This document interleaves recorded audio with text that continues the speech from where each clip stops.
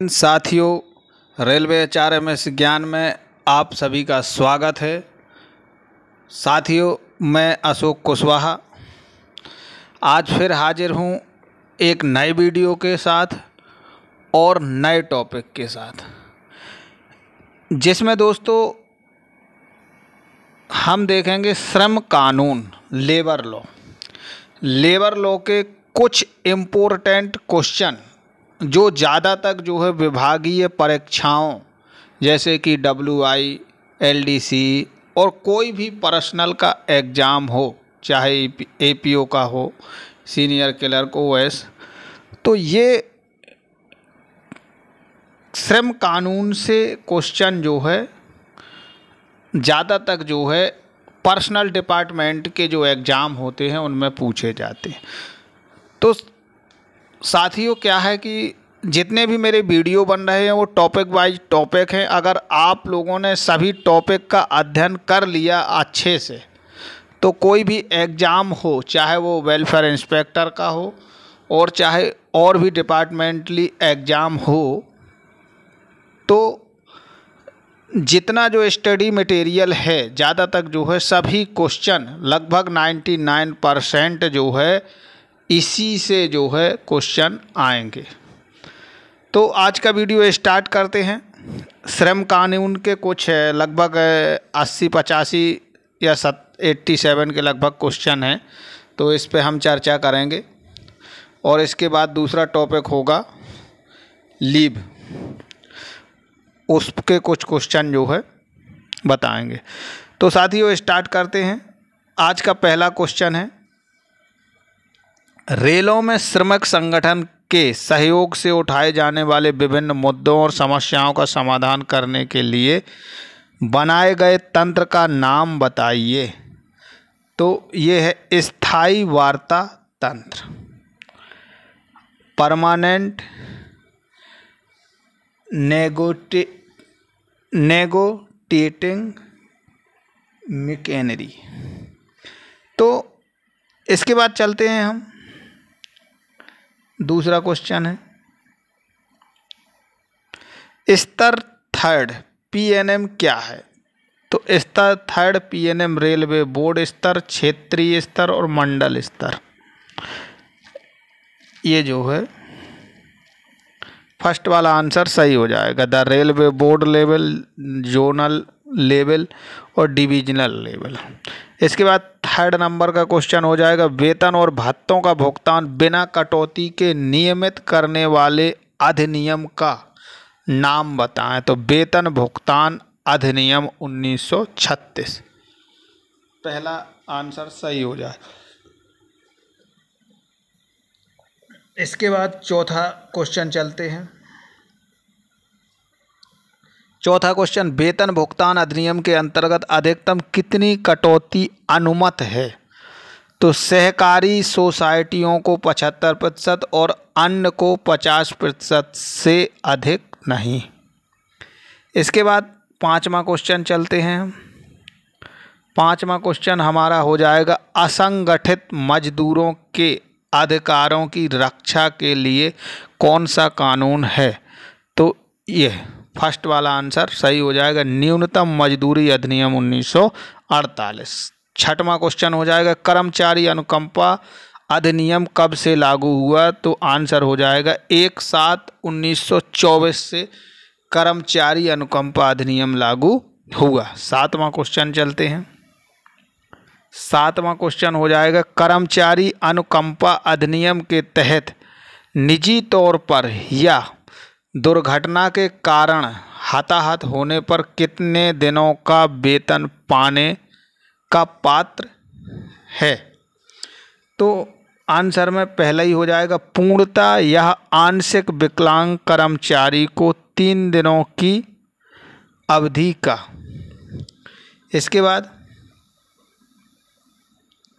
आठवां क्वेश्चन हो जाएगा, रेल अधिनियम 1989 के कर्मचारी अनुकंपा अधिनियम के खंड 124 के अंतर्गत अधिकतम देय राशि सीमा क्या है। तो है 25 लाख रुपए। इसके बाद हम 9वां क्वेश्चन चलते हैं। 9वां क्वेश्चन हो जाएगा, कर्मचारी अनुकंपा अधिनियम के अंतर्गत रेल कर्मचारी की मृत्यु होने पर कितनी राशि देय है? तो मूल वेतन का 50% उम्र के अनुसार या ₹1,20,000 जो अधिक हो। पहला आंसर सही हो जाएगा। इसके बाद 10वां क्वेश्चन, फैक्ट्री एक्ट 1948 कब लागू हुआ? तो 1/4/1949 को फैक्ट्री एक्ट जो है लागू हुआ। साथियों, अगर जो एम्प्लॉय इंग्लिश मीडियम है, मतलब इंग्लिश अच्छे से समझ पाते हैं, तो आप जो है इंग्लिश को रीड कर सकते हैं। मैं पेपर जो है हिंदी में एक्सप्लेन कर रहा हूँ क्योंकि मुझे ज़्यादा अच्छी हिंदी लगती है, इस वजह से। तो आप जो है इंग्लिश में भी रीड कर सकते हैं और आंसर देख सकते हैं। मैं इसी वजह से थोड़ा स्लो चल रहा हूँ ताकि आप इंग्लिश वाला भी रीड कर पाएँ। 11 नंबर का क्वेश्चन हो जाएगा, फैक्ट्री एक्ट लागू होने के लिए न्यूनतम कितने कर्मचारी होना आवश्यक है? आंसर फर्स्ट हो जाएगा, फैक्ट्रियों के लिए 10 पावर सहित और 20 कर्मचारी पावर रहित कार्य करने वाले। इसके बाद 12 नंबर का क्वेश्चन हो जाएगा, फैक्ट्री में बच्चों के लिए पालना घर की व्यवस्था के लिए न्यूनतम कितनी महिला कर्मचारियों का होना अनिवार्य है? लगभग 30। अगर किसी भी फैक्ट्री, कारखाने, शेड में अगर 30 महिलाएं हैं, कम से कम 30 महिलाएं हैं, तो उस शेड या फैक्ट्री, कारखाने में झूला घर की व्यवस्था होनी चाहिए। झूला घर की व्यवस्था का प्रावधान है। 13 नंबर का क्वेश्चन, रेलवे में जांच पड़ताल और निपटान संबंधी मामले निपटाने वाले नियम का नाम बताएं। 13 नंबर का क्वेश्चन रहेगा, इसका आंसर हो जाएगा द इंडस्ट्रियल डिस्प्यूट एक्ट 1947। एक एक्ट है। इसके बाद 14 नंबर का क्वेश्चन हो जाएगा, ट्रेड यूनियन अधिनियम 1926 कब पास हुआ? तो 1/6/1927 को ट्रेड यूनियन अधिनियम 1926 पास हुआ। 15 नंबर का क्वेश्चन हो जाएगा, एक ट्रेड यूनियन में अधिकतम कितने लोग होते हैं? तो 7 या 7 से अधिक लोग एक ट्रेड यूनियन में होते हैं। 16 नंबर का क्वेश्चन, रेलवे में ऑनलाइन शिकायत निपटान तंत्र का नाम क्या है? तो निवारण। निवारण जो है, अगर कोई भी शिकायत है तो आप निवारण पोर्टल में जाके अपनी कंप्लेन दर्ज करा सकते हैं।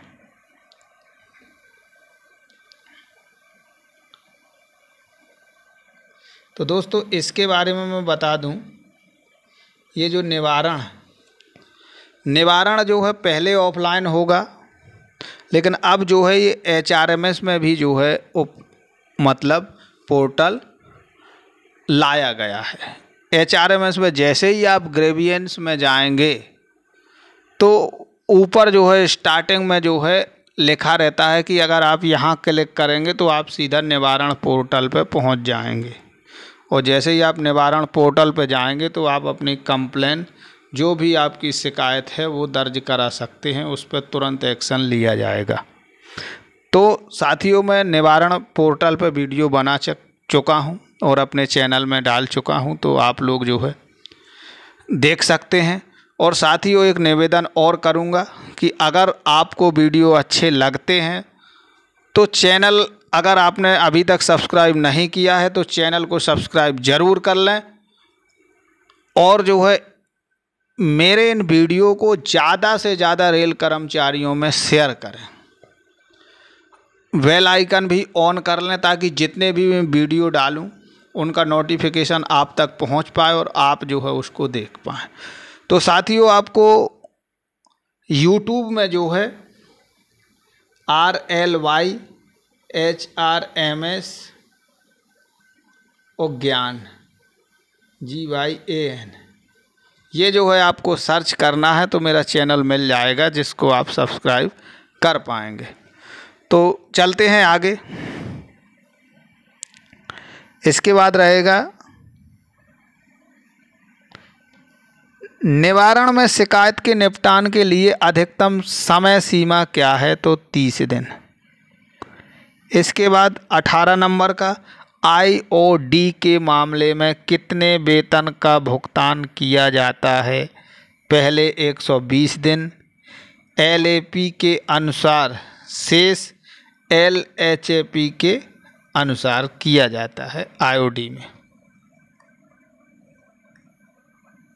इसके बाद 19 नंबर का क्वेश्चन हो जाएगा, रनिंग स्टाफ के विश्राम के लिए क्या नियम है, तो मुख्यालय में 16 घंटे का विश्राम, अन्य स्टेशनों पर 6 घंटे पूरा होने पर। इसके बाद हम चलते हैं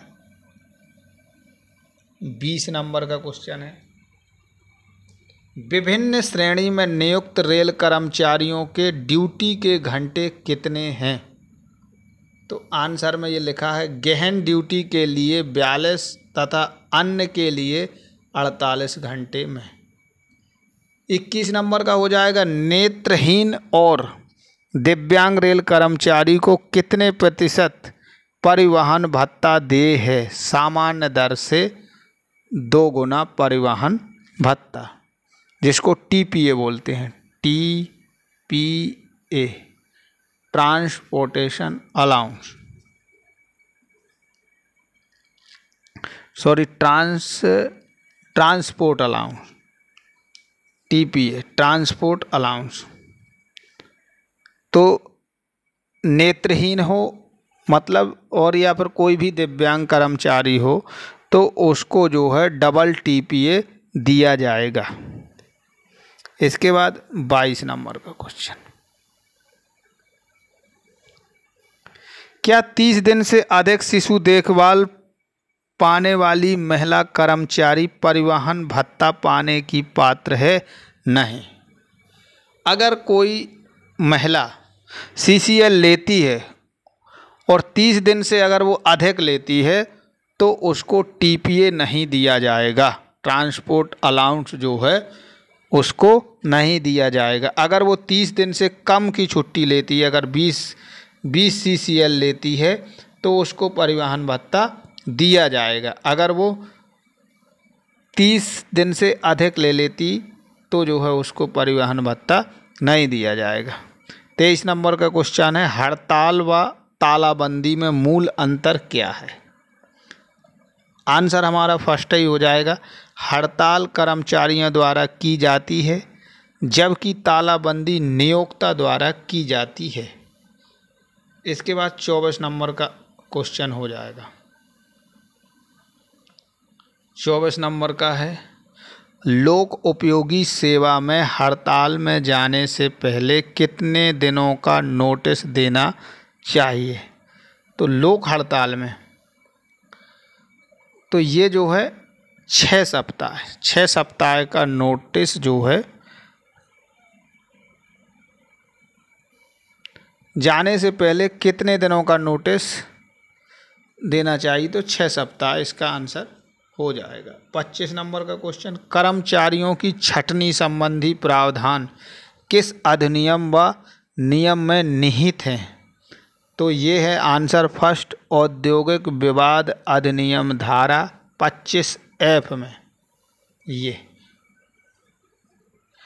industrial dispute act section 25F। 26 number का क्वेश्चन, 26 हो जाएगा, संवैधानिक कैंटीन, संवैधानिक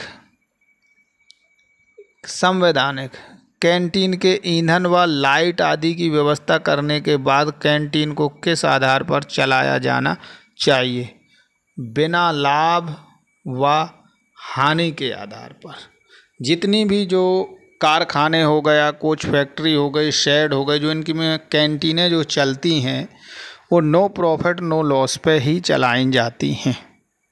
कर्मचारियों को कम पैसों में नाश्ता खाना उपलब्ध कराकर और वहाँ के जो प्राइवेट कर्मचारी लगे हैं उनका सैलरी किराना और ये गैस ये सब निकाल के जो है उसमें नो प्रॉफिट नो लॉस होना चाहिए। कोई प्रॉफिट के पर्पस से नहीं चलाई जाती कैंटीन।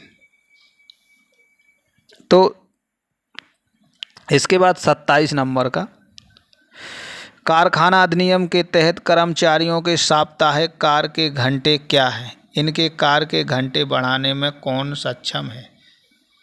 48 घंटे मुख्य कारखाना निरीक्षक जो है बढ़ा सकता है। 28 नंबर का क्वेश्चन चलते हैं। किन परिस्थितियों में एक कारखानों में शिशु पालन गृह खोलना अनिवार्य है? अगर 30 महिला कर्मचारी हैं तो शिशु पालन गृह जो है खोला जा सकता है। 29 नंबर का क्वेश्चन हो जाएगा, कारखाना अधिनियम में दी जाने वाली 2 सुविधाओं के नाम बताइए। कैंटीन व स्नानागार, नहाने की व्यवस्था और कैंटीन की व्यवस्था। 30 नंबर का, कल्याण अधिकारी की नियुक्ति फैक्ट्री में कब अनिवार्य होती है? जब 500 और उससे ज़्यादा कर्मचारी नियुक्त होने पर कल्याण अधिकारी की नियुक्ति होती है। कल्याण अधिकारी का मतलब वेलफेयर ऑफिसर।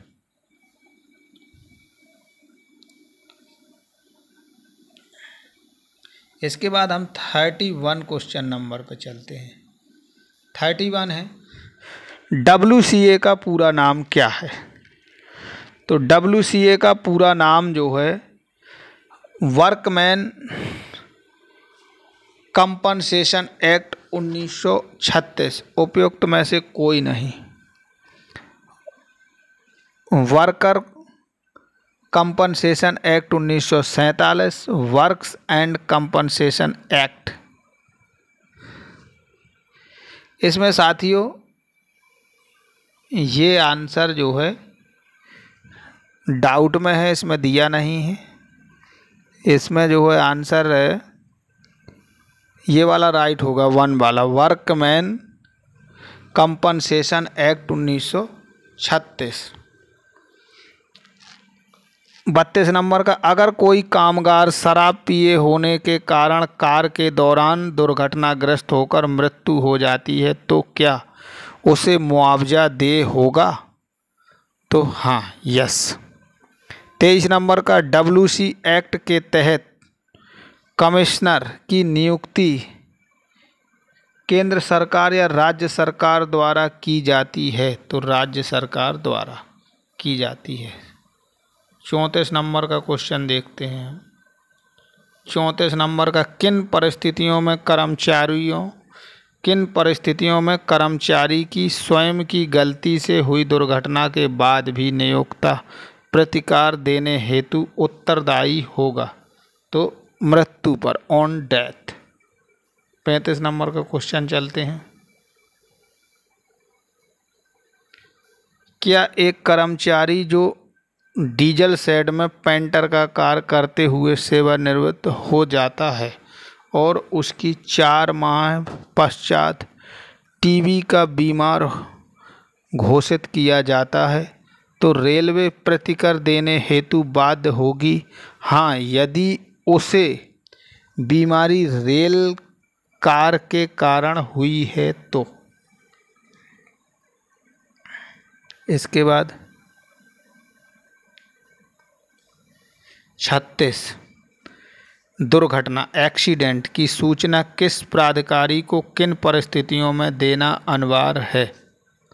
तो एक्सीडेंट कारखाना निरीक्षक को तथा कर्मचारी की मृत्यु हो जाने पर या दुर्घटनाग्रस्त होने के बाद कार्य करने में असमर्थ होने पर 48 घंटे के अंदर सूचित किया जाएगा। इसके बाद 37 नंबर का क्वेश्चन,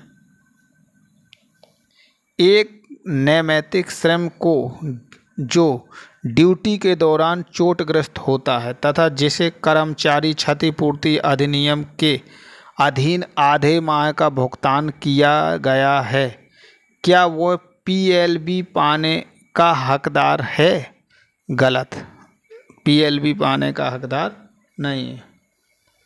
38 नंबर का क्वेश्चन हो जाएगा,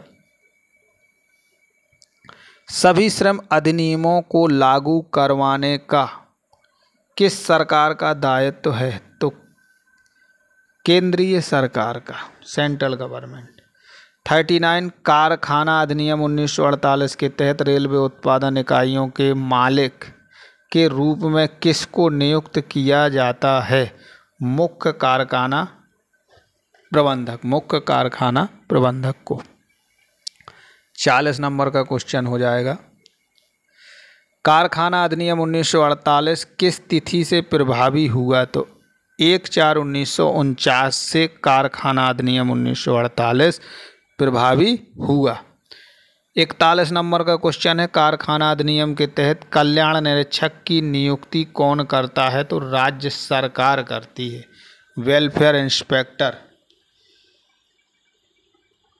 तो राज्य सरकार जो है नियुक्ति करती है। इसके बाद 42 नंबर का क्वेश्चन है, कारखाना की दीवारें जिस पर सफ़ेदी हुई वहाँ कितने समय बाद पुनः सफ़ेदी की जानी चाहिए? 14 माह के बाद। 43 कारखाना के अंदर विभिन्न दरवाज़ों और खिड़कियां जिन पर रंग हुआ है उन पर पुनः कितने समय बाद रंग होना चाहिए? 5 वर्ष बाद। 5 वर्ष बाद खिड़कियां दरवाज़ों की पुताई होना चाहिए, 14 महीनों के बाद दीवारों में कलर होना चाहिए। इसके बाद 44 नंबर का क्वेश्चन रहेगा, कारखाना में पीने के पानी की जगह शौचालय आदि से कम कितनी दूरी पर होने चाहिए? 6 मीटर की दूरी पर। 45 नंबर का क्वेश्चन हो जाएगा, कारखाना में कितने मजदूर कार्यरत होने पर कैंटीन और गर्मियों में ठंडे पानी की व्यवस्था की जाना चाहिए? 250। अगर 250 कर्मचारी हैं जिस कारखाने, जिस शेड में और जिस कोच फैक्ट्री किसी में भी 250 कर्मचारी हैं तो वहाँ कैंटीन और गर्मियों में ठंडे पानी की व्यवस्था ज़रूर होना चाहिए। 46 नंबर का क्वेश्चन देखते हैं,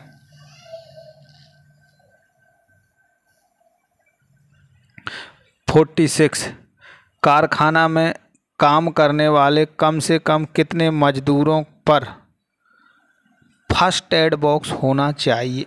150। 150 अगर कर्मचारी कारखाने में कार्यरत हैं तो फर्स्ट एड बॉक्स जो है वहाँ पर ज़रूर होना चाहिए, फर्स्ट एड बॉक्स की व्यवस्था। 47 किसी कारखाने में कार्यरत मजदूरों की कितनी संख्या होने पर एम्बुलेंस रूम होना चाहिए? 500।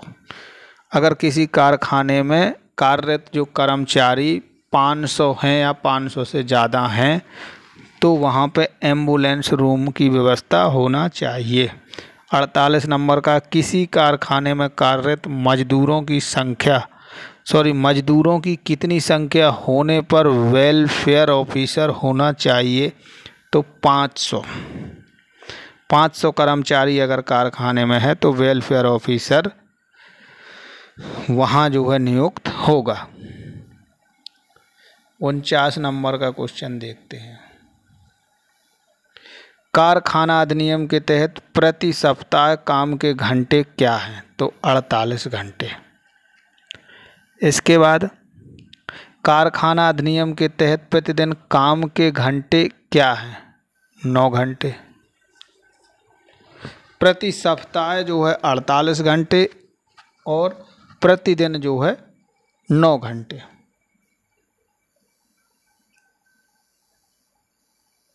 इसके बाद 51 नंबर का क्वेश्चन है, कारखाना अधिनियम के तहत एक समय में बिना विश्राम के कितने समय तक काम लिया जा सकता है?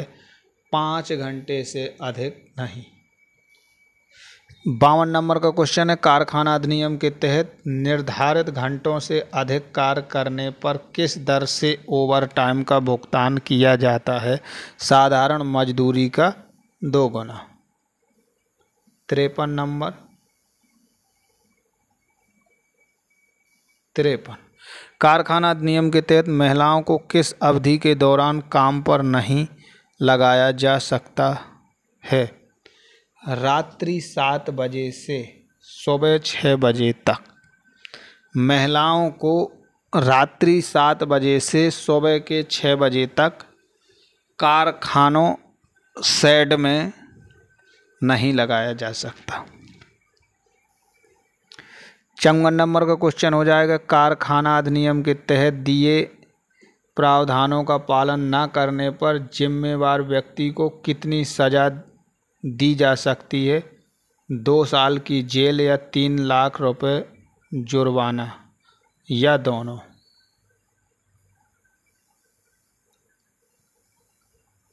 इसके बाद 55 नंबर का है, क्या औद्योगिक विवाद अधिनियम अधिकारियों पर भी लागू होता है? तो अधिकारियों पर लागू नहीं होता है, गलत। इसके बाद आएगा 56 नंबर का क्वेश्चन, औद्योगिक विवाद अधिनियम के तहत वॉलंटियर रिटायरमेंट क्या छटनी की श्रेणी में आता है? तो ये भी जो है गलत। 57 नंबर का, क्या किसी नियोक्ता द्वारा 45 दिन का वेतन अवधि वेज पीरियड निर्धारित किया जा सकता है? तो गलत। 30 दिन से अधिक वेतन अवधि नहीं होगी। 58 नंबर का क्वेश्चन रहेगा, कर्मचारी के वेतन से वेतन भुगतान अधिनियम के तहत की जा सकने वाली अनिवार्य कटौतियां बताइए। तो एक तो पीएफ व जीआईएस, इनकम टैक्स और पी टैक्स, इतनी जो है कर्मचारियों के वेतन से इतनी कटौतियां की जा सकती हैं। 59, पीडब्ल्यू एक्ट के तहत क्या लिपिक वर्गीय कर्मचारियों पर जुर्माना किया जा सकता है? गलत, नहीं किया जा सकता। 60 नंबर का क्वेश्चन हो जाएगा,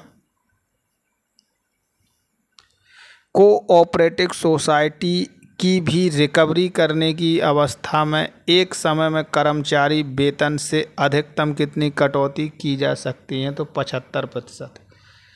61 नंबर क्वेश्चन हो जाएगा, कर्मचारी पीबी में निर्धारित ग्रेड वेतन में है और HOER से शासित है, क्या उस पर न्यूनतम मजदूरी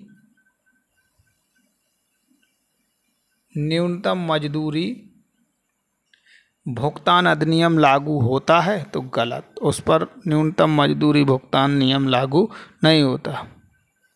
इसके बाद 62 नंबर का क्वेश्चन हो जाएगा, ट्रेड यूनियन कानून 1926 में जो है लागू हुआ या 1926 से लागू हुआ। 64 नंबर का, मजदूरी भुगतान अधिनियम 1947, कारखाना अधिनियम 1948। तो साथियों ट्रेड, इसको याद कर लें, ट्रेड यूनियन कानून 1926, मजदूरी भुगतान अधिनियम 1947, कारखाना अधिनियम 1948। इसके बाद आगे चलते हैं। 66 नंबर का क्वेश्चन रहेगा, न्यूनतम मजदूरी भुगतान कानून 1948। 67 नंबर का क्वेश्चन है, महिला श्रमिक के लिए मातृत्व लाभ अधिनियम के तहत मातृत्व अवकाश प्राप्त करने की अधिकतम अवधि क्या है? तो 26 सप्ताह। 26 सप्ताह। इसके बाद 68 नंबर का क्वेश्चन हो जाएगा, मातृत्व लाभ अधिनियम 1961 के कौन से खंड में प्रावधान है कि कोई भी नियोक्ता जानबूझकर किसी महिला को उसके प्रसव के दिन अकाल प्रसव, गर्भावस्था के चिकित्सीय समापन, गर्भपात के बाद किसी भी प्रतिष्ठान में 6 सप्ताह के दौरान किसी भी नौकरी में नहीं रखेगा। खंड खा। इसके बाद इसका खंड खा में जो है ये वर्णित है। एक बार और ये क्वेश्चन देख लेंगे हम, इम्पोर्टेंट है 68 वाला, कि मातृत्व लाभ अधिनियम 1961 के कौन से खंड में प्रावधान है कि कोई भी नियोक्ता जानबूझकर किसी महिला को उसके प्रसव के दिन, अकाल प्रसव, गर्भावस्था के चिकित्सीय समापन, गर्भपात के बाद किसी भी प्रतिष्ठान में 6 सप्ताह के दौरान किसी भी नौकरी में नहीं रखेगा, मतलब उससे ड्यूटी नहीं कराएगा। तो ये जो है खंड 4 में जो है वर्णित है। खंड 4 सेक्शन 4। 68 नंबर का क्वेश्चन हो जाएगा, मातृत्व लाभ अधिनियम के प्रावधान के अनुसार महिला कर्मचारी को उसकी अपेक्षित डिलीवरी की तारीख से पहले किस प्रकार का काम नहीं दिया जाएगा। ऑल ऑफ दीज, ये सभी, मतलब लंबी अवधि के लिए खड़े रहकर काम करने के लिए बाध्य नहीं किया जाएगा। काम जो उसकी गर्भावस्था के साथ हस्तक्षेप करने की संभावना है, ऐसा काम नहीं दिया जाएगा। संभवतः उसके गर्भपात का कारण बने ऐसे कार्य नहीं दिए जाएंगे।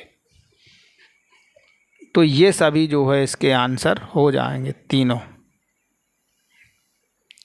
इसके बाद 69 नंबर का क्वेश्चन है, मातृत्व लाभ अधिनियम 1961 के अनुसार बच्चे का पालन करने के लिए निर्धारित अवधि के 2 ब्रेक के अधिकार के लिए बच्चे की उम्र क्या है। 15 माह। इसके बाद 70 नंबर का, मातृत्व लाभ अधिनियम 1961 के उल्लंघन के लिए निर्धारित अधिकतम कारावास क्या है। 1 वर्ष। इसके बाद न्यूनतम मजदूरी अधिनियम का कौन सा खंड न्यूनतम समय दर को निर्धारित करता है। तो खंड 3 होगा। इसके बाद 72 नंबर का क्वेश्चन हो जाएगा, फैक्ट्री अधिनियम की धारा में कारखाने की परिभाषा दी गई है। तो यहाँ पे जो है फर्स्ट है IKN, तो ये इसका आंसर होगा, लेकिन यहाँ पे जो है IKN, इसमें हम इंग्लिश वाला देख लेते हैं, ये हो जाएगा सेक्शन 2M। यहाँ पे जो है खंड 2M हो जाएगा, ये वाला आंसर, पहला वाला। इसके बाद 73 में चलते हैं। 73 में अनुबंध श्रम अधिनियम विनियमन और उन्मूलन 1970 के किस भाग में कैंटीन की आवश्यकता सूचीबद्ध है। तो खंड 16 में। 74 नंबर का हो जाएगा, कर्मचारी मुआवजा अधिनियम 1923 के अनुसार किसे कर्मचारी के रूप में वर्गीकृत किया है। तो ये सभी रेलवे कर्मचारी को, नाविक को, विमान का चालक दल, इनको जो है कर्मचारी मुआवजा अधिनियम 1923 के अनुसार वर्गीकृत किया गया। 75 चलते हैं। 75 नंबर का 75 नंबर का जो क्वेश्चन है, समान पारिश्रमिक अधिनियम के तहत कौन सा खंड समान काम के लिए पुरुषों और महिला श्रमिकों को समान पारिश्रमिक का निर्देश देता है। तो खंड 4। 76 नंबर का, समान कार्य समान प्रकृति का कार्य शब्द किस अधिनियम में उल्लेखित है? तो समान पारिश्रमिक अधिनियम 1976 में उल्लेखित है। इसके बाद हम 77 नंबर का क्वेश्चन चलते हैं। द वर्क्समैन कॉम्पेंसेशन एक्ट 1923 निम्नलिखित में से किस पर लागू होता है? ये सभी कारखानों पर लागू होता है, खदानों पर लागू होता है और रेलवे पर लागू होता है। 78 नंबर का क्वेश्चन है। 78 न्यूनतम मजदूरी अधिनियम का कौन सा खंड रोजगार में कर्मचारियों को देय मजदूरी की न्यूनतम दरों को तय करता है? तो सेक्शन 3 खंड 3। 79 नंबर का क्वेश्चन चलते हैं।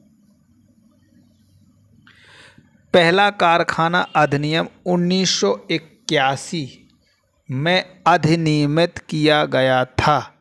80 नंबर का क्वेश्चन हो जाएगा। निम्नलिखित में से कौन मजदूरी भुगतान अधिनियम 1936 के तहत दी गई मजदूरी की परिभाषा में शामिल नहीं है? तो ग्रेजुएटी जो है शामिल नहीं है। मूल वेतन, महंगाई भत्ता, प्रोत्साहन का मतलब इंसेंटिव, प्रोत्साहन, महंगाई भत्ता, डियरनेस अलाउंस, मूल वेतन बेसिक वेज। तो ये जो है मजदूरी भुगतान अधिनियम 1936 में ये तीनों शामिल हैं और जो है ग्रेजुएटी जो है शामिल नहीं है। 81 नंबर का question. Trade union act 1926 trade union के कौन से पहलू को सूचीबद्ध करता है? तो ये सभी उनके अधिकार, उनकी जिम्मेदारियां, उनके उत्तरदायित्व। ट्रेड यूनियन एक्ट 1926 जो है उनके अधिकार, उनकी जिम्मेदारियां, उनका उत्तरदायित्व जो है पहलू को, इतने पहलुओं को सूचीबद्ध करता है। इसके बाद 82 औद्योगिक विवाद अधिनियम 1947 के अनुसार किस प्रकार का कार्य व्यक्ति को कर्मकार की परिभाषा से परिभाषित करता है? तो उपयुक्त में से सभी कुशल या अकुशल मैनुअल काम, पर्यवेक्षी कार्य और तकनीकी कार्य। इसके बाद हम चलते हैं 83 जो व्यक्ति औद्योगिक विवाद के समाधान के लिए मध्यस्थता और प्रचार करता है उसे क्या कहा जाता है? समझौता अधिकारी। 84 नंबर का क्वेश्चन हो जाएगा। 84 बाल श्रम प्रतिबंध और विनियमन अधिनियम 1986 के तहत एक बच्चे के रूप में पात्र होने के लिए अधिकतम आयु क्या है? 14 वर्ष। इसके बाद 85 नंबर का क्वेश्चन हो जाएगा। 85 बाल श्रम प्रतिबंध और विनियमन अधिनियम 1986 का कौन सा खंड बाल पद को परिभाषित करता है? तो खंड नंबर 2 खंड 2 सेकंड बाल शब्द को परिभाषित, बाल पद को परिभाषित करता है। 86 कारखाना अधिनियम 1947 का खंड 49 किसके बारे में है? तो कल्याण अधिकारी के बारे में, वेलफेयर ऑफिसर के बारे में। कारखाना अधिनियम 1947 का जो खंड है 49 वो कल्याण अधिकारी के बारे में है। 86 हो गया। तो दोस्तों ये जो है 86 क्वेश्चन जो है श्रम कानून से हो गए। अब आगे का टॉपिक है आगे का टॉपिक है लीव रूल, छुट्टी नियम। तो चलते हैं। टोटल जो है ये इस वीडियो में टोटल 100 क्वेश्चन रहेंगे। तो लीव छुट्टी के नियम कुछ देख लेते हैं। तो अवकाश कर्मचारी का अधिकार है, गलत। अवकाश कर्मचारी का अधिकार नहीं है। Leave is a right, no. Second, पितृत्व अवकाश दिनों के लिए पितृत्व अवकाश कितने दिनों के लिए दिया जाता है? तो पितृत्व अवकाश 15 दिनों के लिए दिया जाता है, 15 दिनों का, वो भी पुरुष रेल कर्मचारी को। इसके बाद तीसरा क्वेश्चन है, पितृत्व अवकाश पुरुष कर्मचारी को दिया जाता है। चौथा है, पितृत्व अवकाश 2 तक दिया जाता है, मतलब 2 बच्चों तक दिया जाता है। पांचवा क्वेश्चन है, पितृत्व अवकाश दिनांक से लागू है। तो 7/10/1997 से ये मिलना चालू हुआ। इसके बाद छठवां क्वेश्चन हो जाएगा हमारा, औसत वेतन छुट्टी की जमा होने की अधिकतम सीमा 300 दिनांक 1/7/1997 से की गई। सातवां क्वेश्चन हो जाएगा, अर्ध वेतन अवकाश एक साथ के लिए मंजूर किया गया 24 माह। इसके बाद आठवां क्वेश्चन हो जाएगा, रेल कर्मचारी को पूरे सेवा काल में 360 लीव नॉट ड्यू दी जा सकती हैं, 360। इसके बाद 1000 किलोमीटर से अधिक दूरी पर स्थानांतरण होने पर दिन ज्वाइनिंग समय दिया जाता है, तो 12 किलोमीटर।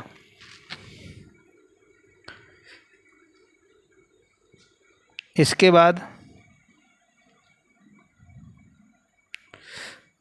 12 किलोमीटर 12 दिन होना चाहिए। इसमें 12 दिन होना चाहिए, 12 किलोमीटर नहीं है, 12 दिन ज्वाइनिंग समय दिया जाता है। यहाँ पे जो है 12 होना चाहिए। 1000 किलोमीटर से अधिक दूरी पर 1000 रहेगा तो 10 दिन, और 1000 से अधिक में 12 दिन। यहाँ 1 किलोमीटर लिख दिया है, गलत है। इसके बाद 10 नंबर का क्वेश्चन हो जाएगा, अध्ययन छुट्टी एक बार में 12 दिन की। 11वां क्वेश्चन हो जाएगा, पितृत्व अवकाश 2 तक दे है, मतलब 2 बच्चों तक दे है। 12 नंबर का क्वेश्चन हो जाएगा, न्यूनतम का अवकाश स्वीकृत होने पर छुट्टी वेतन स्वीकृत किया जा सकता है 30 दिन। 30 दिन न्यूनतम का अवकाश स्वीकृत होने पर छुट्टी वेतन स्वीकृत की जा सकती है। इसके बाद 13 नंबर का क्वेश्चन हो जाएगा, ज्वाइनिंग टाइम को आकस्मिक अवकाश के साथ जोड़ा जा सकता है, गलत। इसके बाद 14 नंबर का, अस्पताल छुट्टी केवल ग्रुप सी तथा डी के कर्मचारियों को दी जाती है, ये सही। अस्पताल छुट्टी ग्रुप डी और ग्रुप सी के कर्मचारियों को ही दी जाती है, अधिकारियों को नहीं। 14 के बाद 15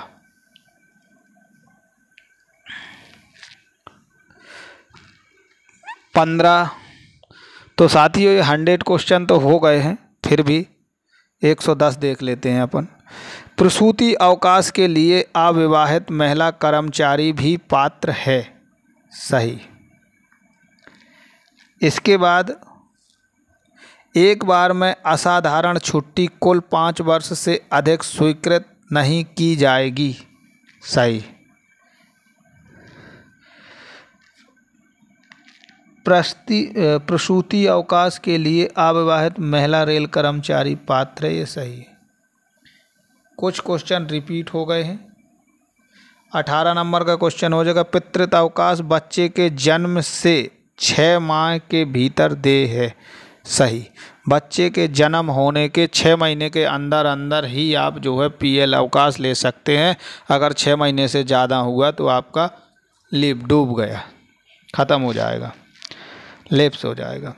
प्रसूति छुट्टी वर्ष में अधिकतम 2 बार तक स्वीकृत की जा सकती है, गलत। इसके बाद 20 नंबर का, आकस्मिक छुट्टी को प्रसूति छुट्टी के साथ जोड़ा जा सकता है, ये भी गलत, नहीं जोड़ा जा सकता। 21 नंबर का, कोई भी अवकाश हक नहीं माना जाता, ये सही है। 22 नंबर का, महिला रेल कर्मचारी को मातृत्व अवकाश 3 जीवित बच्चे तक दे है, तो गलत, क्योंकि दो बच्चे तक ही सुविधा मिलती है लीव की जो सुविधा मिलती है, चाहे वो PL हो चाहे वो ML हो, मैटरनिटी लीव हो चाहे पैटर्निटी लीव हो, तो वो 2 बच्चे तक ही मिलती है, तीसरे बच्चे पे लीव नहीं मिलती। ना तो प्रसूति अवकाश मिलेगा और ना ही जो है PL अवकाश। इसके बाद 23 नंबर का, विशेष आकस्मिक अवकाश बंद कर्फ्यू एवं नैसर्गिक आपत्ति के समय दिया जाता है, ये ट्रू, सही। इसके बाद ज्वाइनिंग समय नहीं लिया गया, ज्वाइनिंग समय नहीं लिया गया तो उसे पूर्ण वेतन अवकाश खाते में जमा किया जाता है, ज्वाइनिंग समय अगर नहीं लिया गया तो ये बात सही है। तो साथियों, आज के इस वीडियो में टोटल 110 क्वेश्चन कंप्लीट हो चुके हैं श्रम कानून से लेके हैं कुछ, और कुछ जो है लीव से रिलेटेड। तो टोटल 110 क्वेश्चन हो चुके हैं। वीडियो काफ़ी लंबा हो गया है, तो आप इसको देखिए। और साथियों, मेरा आप सभी से निवेदन है कि वीडियो को ज़्यादा से ज़्यादा रेल कर्मचारियों में शेयर ज़रूर करें, और अच्छा लगे तो लाइक और कमेंट ज़रूर करके जाएं। और चैनल अगर अभी तक सब्सक्राइब नहीं किया है तो चैनल आप ज़रूर सब्सक्राइब करें। इसमें मैं हमेशा जो है आपके लिए रेलवे से संबंधित, चाहे वो डिपार्टमेंटली एग्ज़ाम हो, कोई भी जानकारी है तो मैं आपको उपलब्ध कराता रहूँगा और जल्दी से जल्दी उपलब्ध कराऊँगा। तो साथियों, आज के वीडियो में विदा लेता हूँ। सभी को नमस्कार, जय हिंद। बहुत ही जल्दी फिर मिलूँगा।